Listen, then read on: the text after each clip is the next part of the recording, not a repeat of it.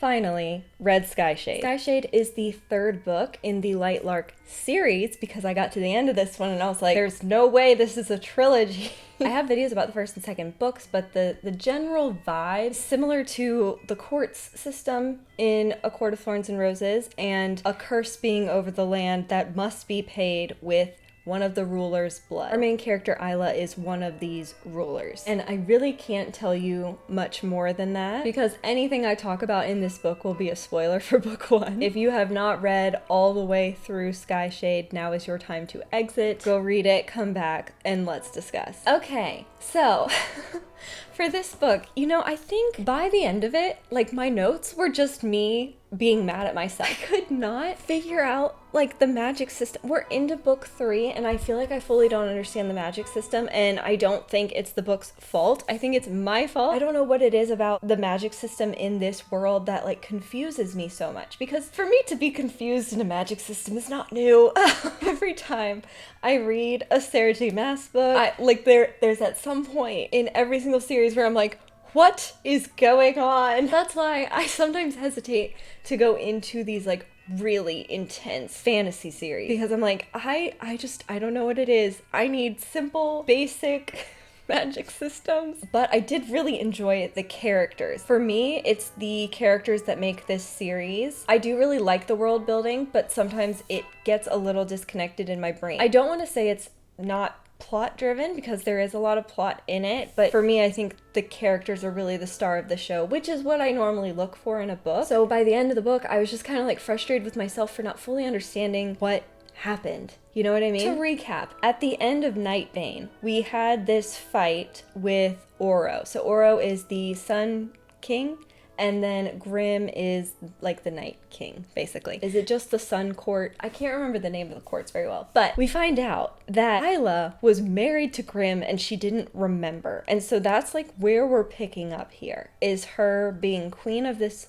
realm and her needing the people to trust her. We did get dragons in this book, which was fun. These memories are kind of slowly coming back to Isla, and she sees this dragon. She was like, oh my gosh, I raised this dragon from a puppy. I thought that was so cute. I love it when dragons are puppies.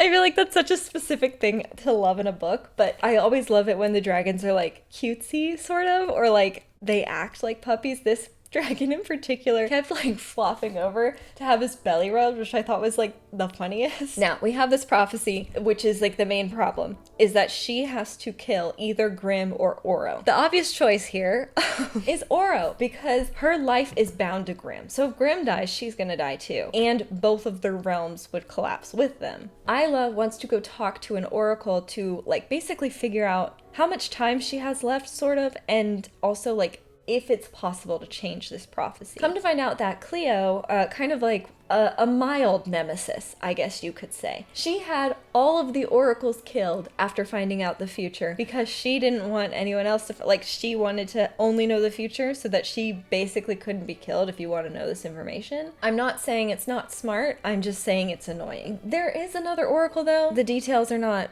connected in my brain right now, but there is another oracle that we go talk to that has not been killed, and they say that it was a wildling that poisoned the Nightbane. It's like a plant that the wildlings use to make healing elixir, so the fact that they don't have any of it means they can't heal anybody while they're mid-war, so this is like important. And the oracle says that whoever this was is going to betray her. We find out that we need to go to an ogre to find out how long she's gonna live, and I can't remember why specifically she wanted to know how long she had. Did she know that she needed to kill one of the rulers beforehand? I can't remember exactly why that was, or if she just like wanted to know. But she needs to go to an ogre to find out that information, and the ogre takes human hearts as payment / snacks. And so Isla becomes like vigilante of the night court.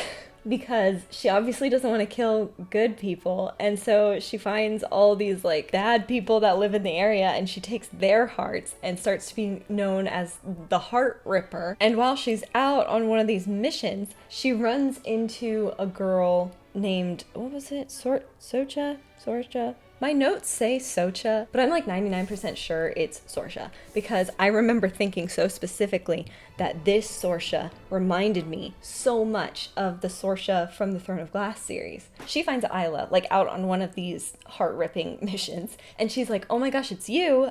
Could you potentially teach me how to defend myself? That's how Isla determined that that was who she wanted to kill, was because this man had cornered this girl, like in a dark alley situation. And so she, kind of against her will, teaches Sorsha how to fight. And now they become friends. Sorsha feels like this need to repay her. And so every day she meets her with like baked goods. I thought that was a very cute friendship. We have a Tom Riddle diary moment when Isla finds this notebook in her rooms somewhere, and she starts writing down in it, and then it answers her. It was truly exactly like how it's in Harry Potter when the diary is writing back to her and she's talking to it. Theoretically, she's talking to Aurora slash whoever it was that had taken over Aurora's body. The girl that she killed that she had thought was her best friend. I am having a hard time separating the names, but Aurora. It kind of freaks her out because we know that this person is not good. And there's like a lot of reasons that this person would like lie. She kind of tables this momentarily. My notes say bathing dragon, love. Anytime we saw the dragon was my favorite. And them bathing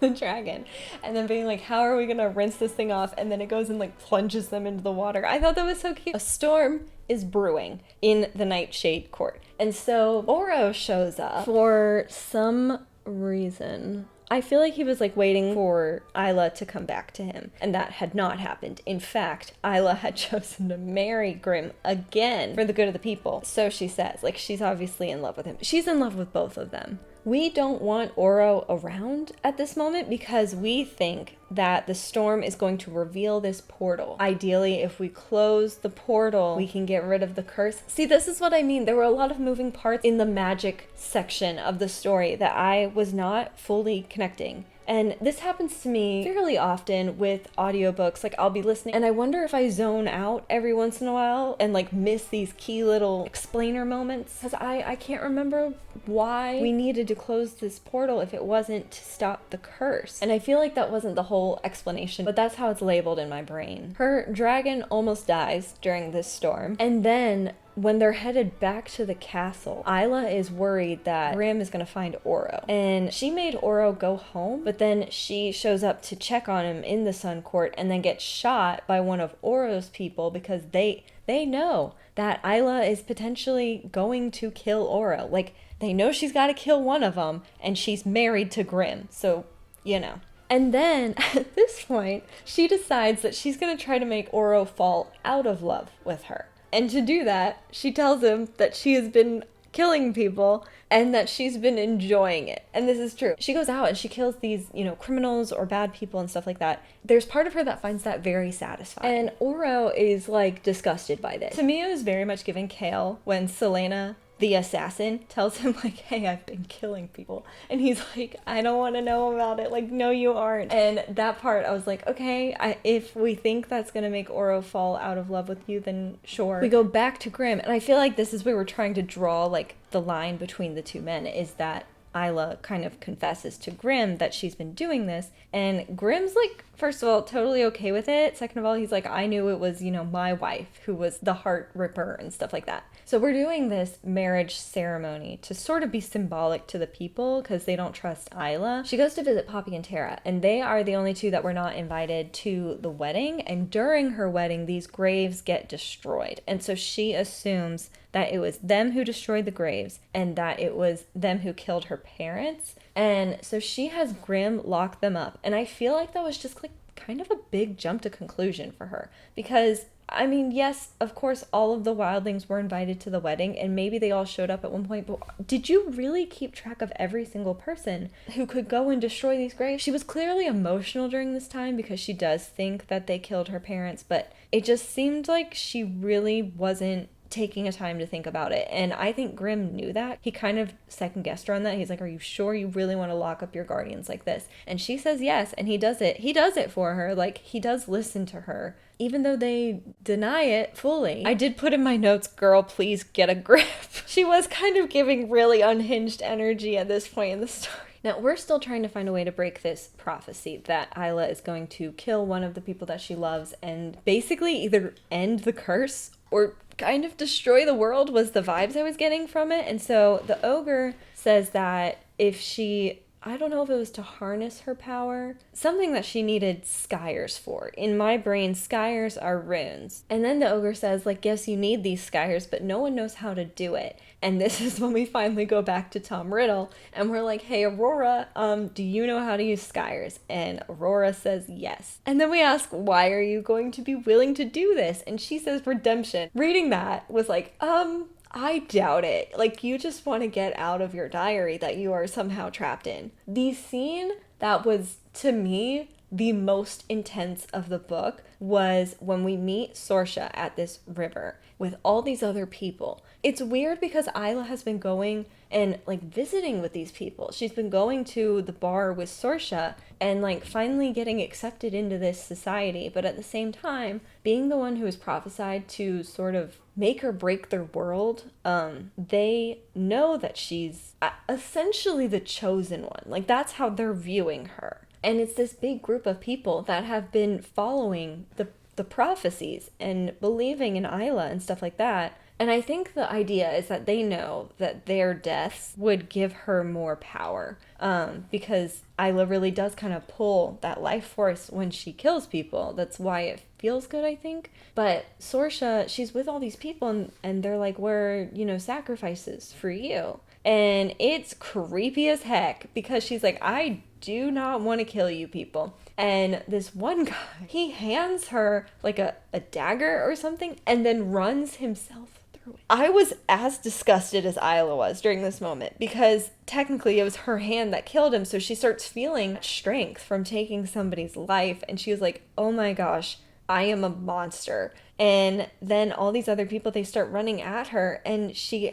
like is fighting them off, sort of. And they all know, I think, that she has this almost bloodthirstiness because she starts freaking out about it feeling good and not wanting to do that. But at the same time, she's killing these people and absorbing this power. And she basically accidentally kills Sorsha. And that part sucked because this was pretty much Isla's only friend since Aurora, who was not really her friend, and it was, somebody... Celeste! That was it. Celeste was her friend who Aurora had possessed. That was the name. Like, realistically, outside of Grimm and Oro, Isla has never had a friend. And Sorsha was kind of becoming that girlfriend that she hangs out with. Not that Isla was doing that super willingly. I feel like Sorsha kind of like forced that friendship a little bit. But overall, I thought it was good for her. And then Sorsha's like, please kill me. And then she does and doesn't mean to. And it's horrible. But we do meet Isla's cousin. And that was really fun. She's like head of the army for Nightshade.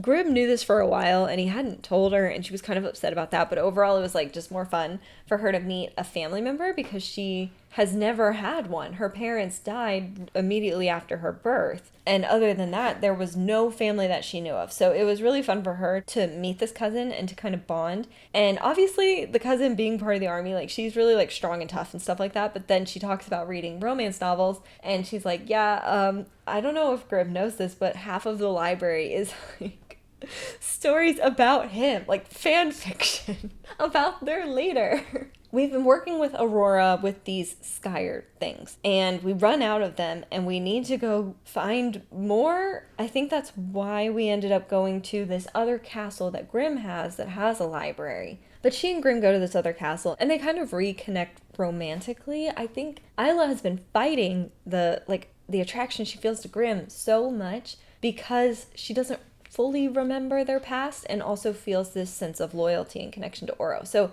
this is when she finally sort of gives into that and chooses Grimm. She gets a book from the library and goes to the forest for a reason that escapes me. And then she's attacked and then she opens the book and a demon crawls out.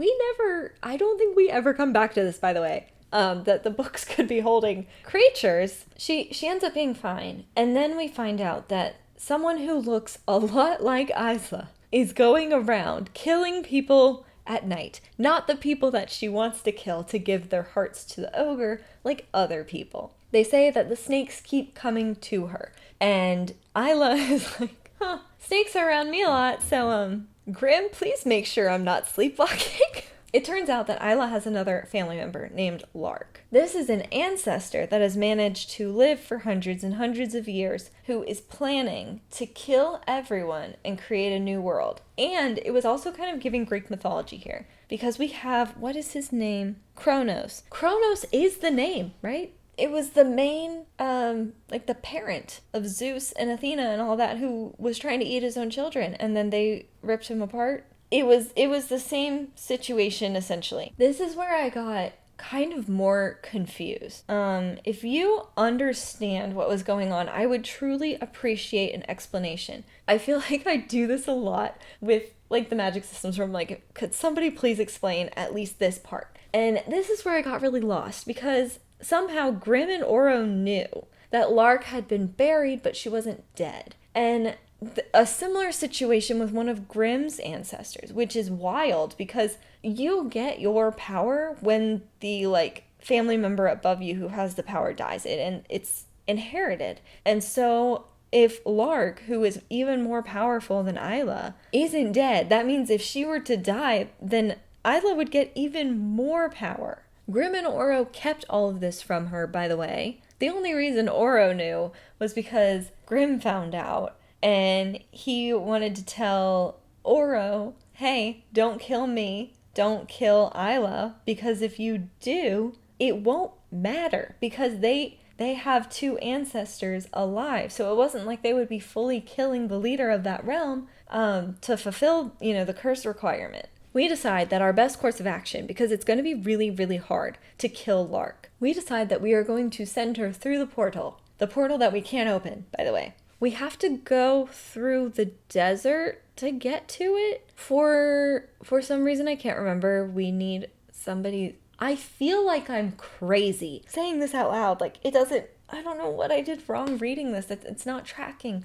They need somebody's finger to open the portal, and it's one of Oro's ancestors. And so she is going through this, like, desert space with Oro to go retrieve this finger so we can open the portal. And she's in these sandstorms, and it is so hot that it is, like, burning her alive. You cannot survive this indefinitely, for sure.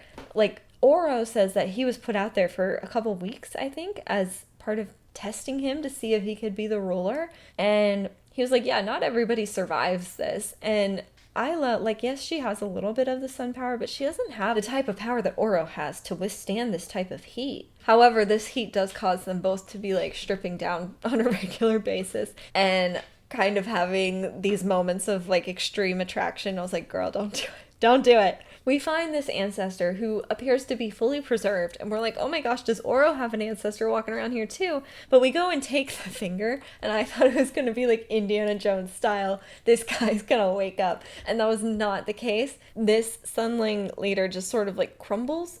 I guess he was preserved by having this finger. And then they're supposed to both go back, but Isla, while Oro was asleep, sort of runs away. But Oro finds her. She's still in this desert situation that she can't really even survive on her own. So of course Oro finds her. I did like the moment of him looking for her and she goes completely invisible, but he's still able to find her. I liked that moment. Lots of tension. It was great. And then Oro gets stabbed. I can't remember who stabbed him. I feel like this is going to be such a weird review because I don't know why I can't keep the dots separate. I don't know if it's the sleep deprivation or what, but, like, my memory has already been kind of bad, but right now, wow, I feel like I am spacing out so hard.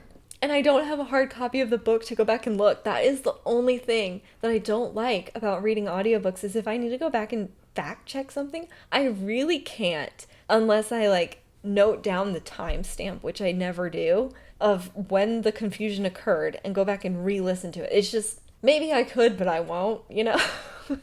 Anywho, Grim shows up and Isla is like, Grim, you have to heal Oro. I'm going to make you do it. And so Grim does it, even though he doesn't want to. But the thing is, even if Oro had died from this stab wound, it wouldn't have lifted the curse or fulfilled the prophecy that Isla had because she wasn't the one who stabbed him. We find out that Cleo was the one who brought Lark back from where she was buried but also alive, and that begged the question, like, what's going on with Kronos? Also, Cleo has taken the Star Stick. Isla gets to see these memories of her parents, and she realizes that she's the reason they're dead, that it's not Poppy and Tara. When she was born, she had so much power that her first cries killed her parents, and she took her dad's flare, and she didn't take her mom's. That is in a vial that she can drink to see the future. But essentially, she did enough power-wise to kill her parents, and then Poppy and Tara had to raise her, and the entire time they were raising her, they were giving her this metal that would suppress her different powers, so that she didn't bring the castle down on everyone again. Lark had briefly imprisoned Isla, and she was able to get the shackles off herself with her power, and she was able to do that because of the Skyers, so they can sort of funnel power. We find out that if we kill all of these ancestors, including Lark and Kronos, then we lift the curse and we wouldn't have to deal with killing one of the rulers. And also, I don't know if that would necessarily let Isla off the hook when it comes to killing one of the guys she's in love with, but it would certainly help. At this point, I was just kind of confused about our main focus and what our main mission was.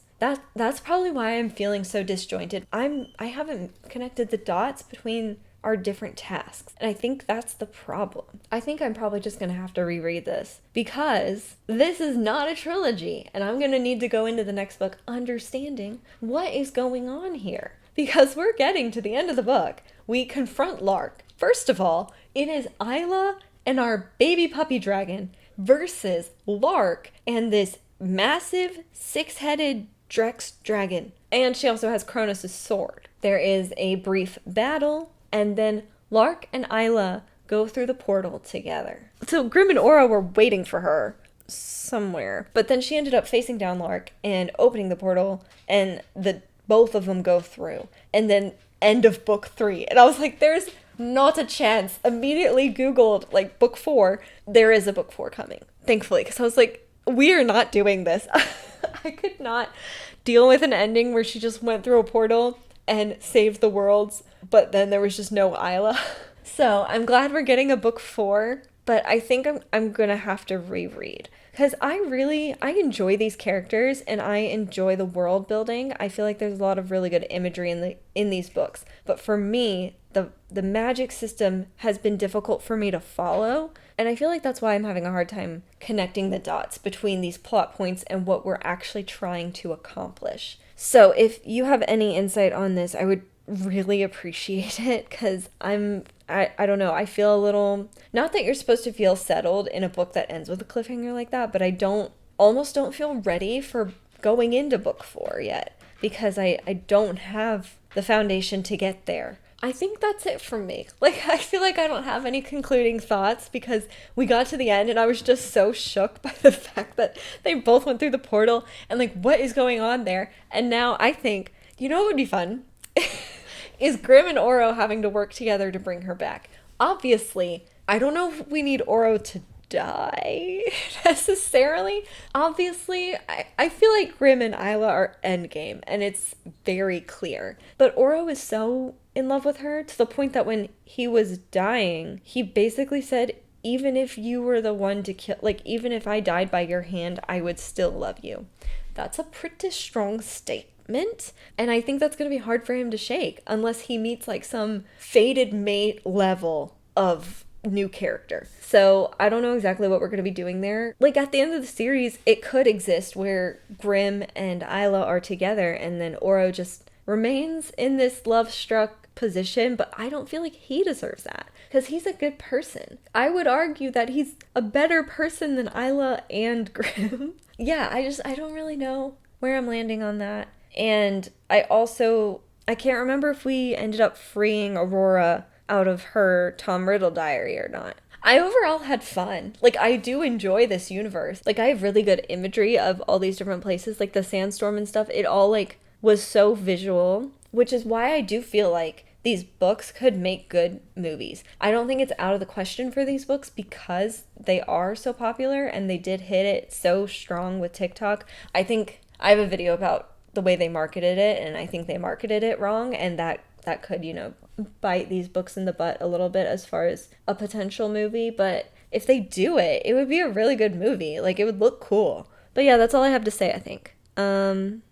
Next book, I want to see Oro and Grimm have to work together begrudgingly, in a Peeta and Gale type of way. And then we need Isla to overcome Lark. I think she's going to have to kill her. Like, I don't think you can just leave someone like that in a portal and expect it to be fine. I feel like we're going to have to face down Kronos, and then we're going to have to deal with the Tom Riddle diary and the curse. So, let me know your thoughts. I'd love to hear what you thought of the book and the first 3 books. I almost said trilogy because I really did think this was a trilogy. I didn't think we were having book 4 until like the last 2 minutes of the audiobook. So please like this video if you liked it. Click subscribe if you want to talk about more book stuff. My name's Katelyn. Thanks for watching. Bye.